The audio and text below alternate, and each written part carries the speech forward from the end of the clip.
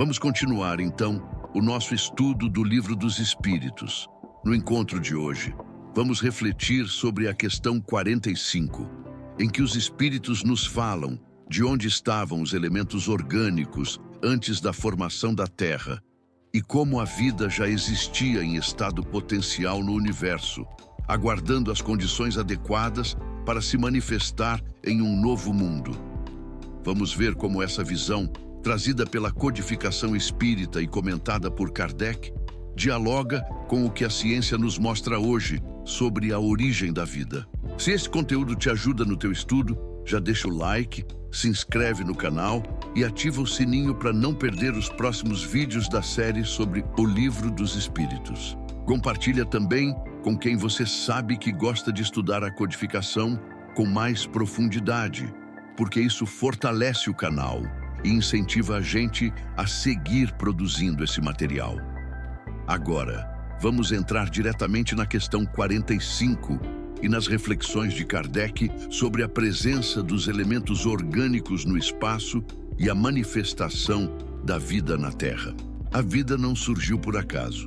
Essa talvez seja uma das reflexões mais profundas que podemos fazer ao estudar a questão 45 de O Livro dos Espíritos. Quando Kardec pergunta aos espíritos: onde estavam os elementos orgânicos antes da formação da Terra?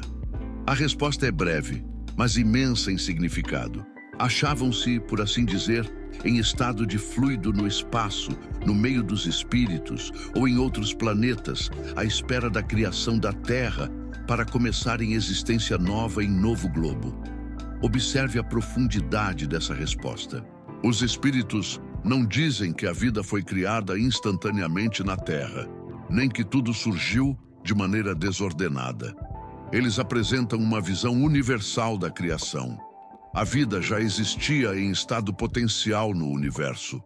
Os elementos orgânicos estavam dispersos no espaço, aguardando condições favoráveis para se organizarem em um novo mundo.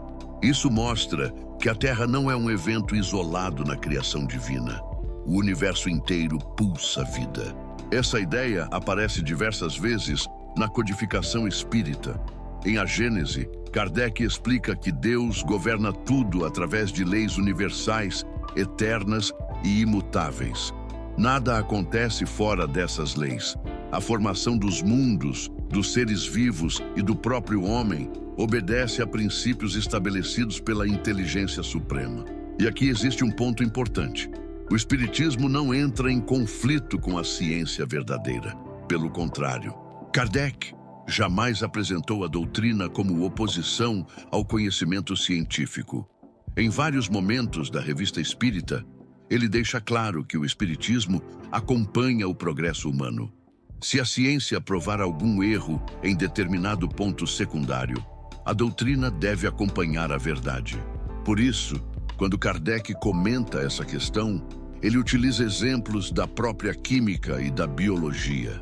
Ele fala dos cristais que se formam apenas em determinadas condições. Fala das sementes que permanecem adormecidas durante séculos até encontrarem ambiente favorável para germinar. A ideia é clara. Existem princípios latentes na natureza, aguardando circunstâncias adequadas para se manifestarem. Isso não diminui Deus. Ao contrário, engrandece ainda mais a criação, porque revela um Criador que estabelece leis perfeitas, capazes de sustentar o universo inteiro, sem necessidade de intervenções arbitrárias a cada instante. Deus cria as leis. As leis sustentam a vida, e a vida evolui continuamente. Dentro da visão espírita, o princípio vital não é matéria comum. Na questão 17 de O Livro dos Espíritos, os espíritos ensinam que o fluido universal é o elemento primitivo de todas as coisas. É dele que derivam as diversas formas da matéria. Já nas questões sobre o princípio vital, Kardec mostra que existe algo que anima os corpos orgânicos, permitindo a manifestação da vida material. Mas é importante compreender: o princípio vital não é o espírito. O espírito é o ser inteligente da criação. O corpo físico é apenas instrumento temporário, e o princípio vital funciona como elemento intermediário necessário à vida orgânica. Essa distinção é fundamental dentro da doutrina. O Espiritismo não ensina que a alma humana veio da pedra, ou que o espírito seja produto da matéria. O princípio inteligente passa por um processo evolutivo que escapa, em grande parte, à nossa compreensão atual. Kardec reconhece isso com muita prudência. Na questão 607 de O Livro dos Espíritos, os Espíritos dizem que é nesses seres que estais longe de conhecer inteiramente que o princípio inteligente se elabora. Ou seja, há um desenvolvimento gradual da vida e das formas, mas sempre sob direção das leis divinas. Nada é fruto do acaso absoluto. Tudo possui finalidade. Tudo caminha em direção ao progresso. E aqui entra um ponto belíssimo, trazido pela reflexão espiritual apresentada por Miramés.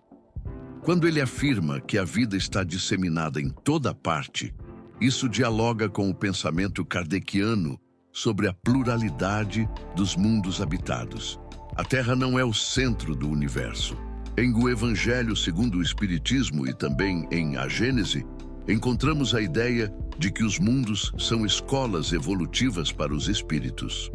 Cada planeta possui condições específicas para determinados graus de desenvolvimento. Isso nos leva a uma conclusão profundamente consoladora.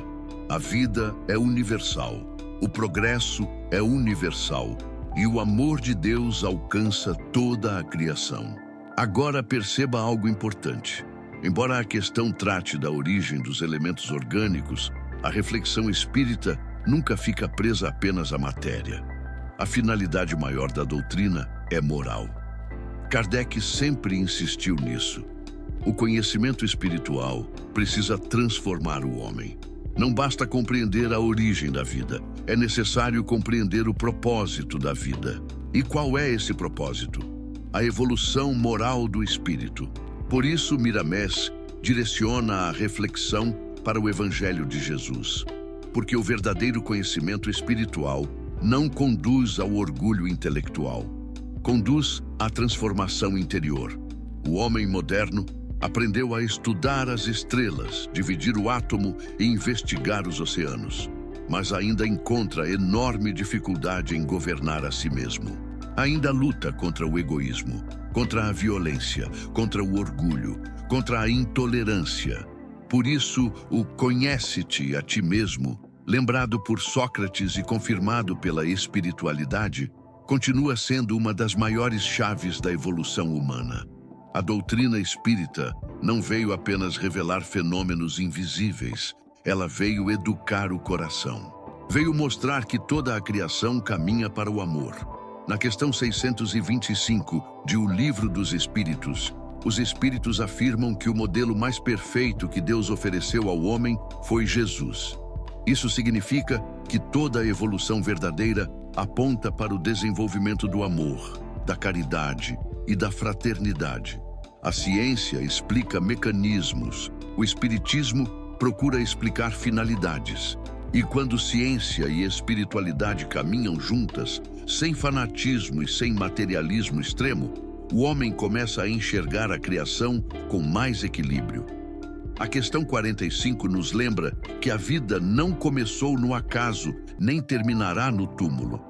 Existe uma inteligência sustentando tudo. Existe ordem, existe direção, existe progresso. E nós fazemos parte dessa imensa jornada do espírito através dos séculos. Talvez ainda não compreendamos todos os mistérios da origem da vida.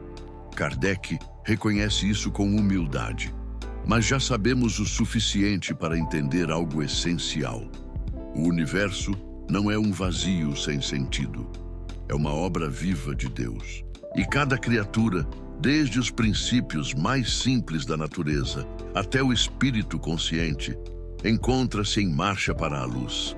Por isso, mais importante do que perguntar apenas de onde viemos, é refletir. Para onde estamos caminhando? Porque o destino final do espírito, segundo a doutrina espírita, não é a destruição, é o aperfeiçoamento. Não é o caos, é a harmonia. Não é a morte, é a vida eterna. E quanto mais compreendermos as leis divinas, mais perceberemos que toda a criação, desde os mundos até os corações humanos, está sendo lentamente conduzida ao amor.